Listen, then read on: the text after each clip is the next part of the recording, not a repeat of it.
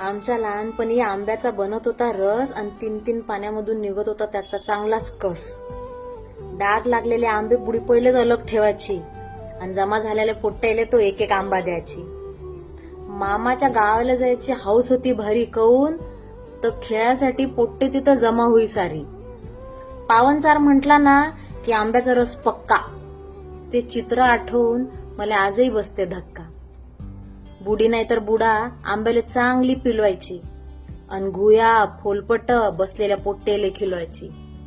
कोया सालीची 3 वेळा मिठाच्या पाण्यात आंघोळ व्हायची आणि पाहुण्यापुरीत रसाची चर्चा घराघरात व्हायची. रस इतका पतला तो पोईल नव्हता